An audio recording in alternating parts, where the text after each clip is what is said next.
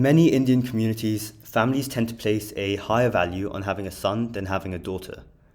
This can be attributed to a number of factors, including cultural beliefs around male inheritance, dowry payments, and the expectation that sons will take care of parents in the future when they're old.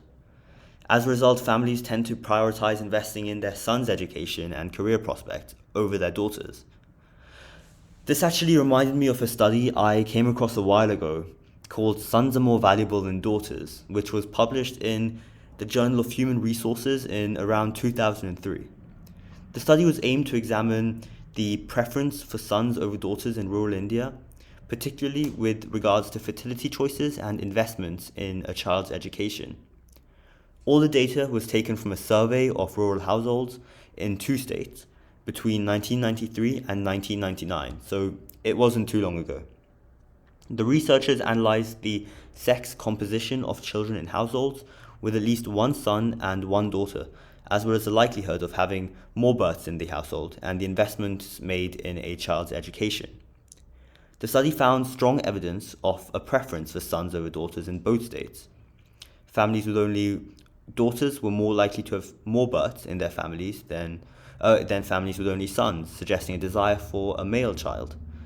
Additionally, families with more sons tended to invest more in their children's education than families with more daughters, with the gender gap in educational investments increasing as the number of children increased. Of course, when I had come to volunteer at the Jagrati Collaboration School, I expected it to be exactly the same.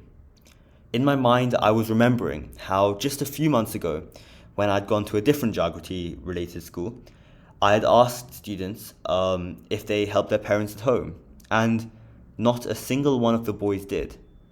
It was quite clear to me that families did not want boys to put too much strain on themselves and engage in excessive physical labor.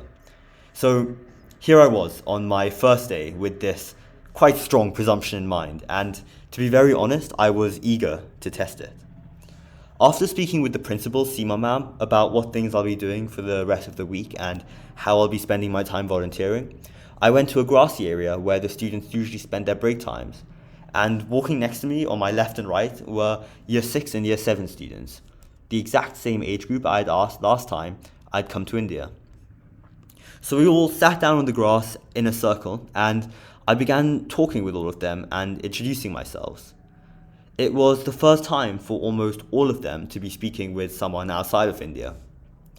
So I remember quite clearly actually, giggles were flying across as they heard me speaking Hindi with my British accent. So we talked about my school, London, and more. And eventually I asked them, how many of you help your parents at home? To be very honest, I only expected the girls to raise their hands. And I was right, all the girls did raise their hands. However, to my surprise, so did the boys. Keep in mind, these students were aged around 9 years old to 11 years old. And at this point, I asked them how they helped at home. They did cleaning, they washed dishes, they did sewing, they did cooking, they frankly did almost everything. I was starting to ask myself some questions. The first one that came to mind was, could they be lying just to seem good in front of me? To be honest, I highly doubted it. The speed at which they were replying and the precision of their answers was just a bit too perfect. So the next question I thought was, could they be working so hard because their parents were working themselves all day and were trying to make a living for their family? I had previously asked them how many siblings they had, and nearly everyone had a sibling, and some had more than 4. So maybe their parents were just too busy trying to provide for their family. Either way, it became evident to me that these young students were already breaking traditional gender expectations throughout India, regardless of whether this was due to economic or familial pressure. It was fascinating to think about how some of the least well-off people in India were the most evolved in their actions. They had shattered the societal expectations of boys in order to help their family. Thinking about this, I realized how wrong it was, as many people were doing at the time when I referred to Jagrati, of calling these students underprivileged. I believe that these students have far more privilege than many of us do. Their evolved ways of thinking at such a young age and dedication to helping their family inspired me, regardless of whether they were a boy or a girl. And once again, this reminded me of a research study called Men's Family Work, Child-Centered Fathering and the Sharing of Domestic Labour. And this got me thinking about the future of India.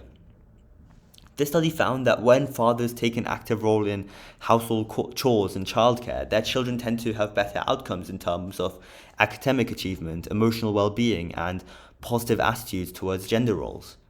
The study also found that boys who had fathers who shared household labour were more likely to adopt egalitarian gender attitudes and be involved in family work as adults. This study suggests that encouraging boys to help out with household chores and childcare can have positive long-term implications for both the boys themselves and for their families.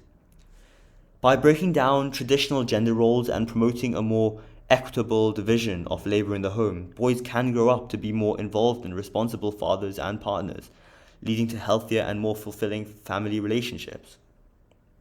So, was it possible that the mindset and actions of these slum-based boys could be shaping the future of India in a positive way? If this practice continued for generations, how long would it take for it to be normalized across the entirety of India?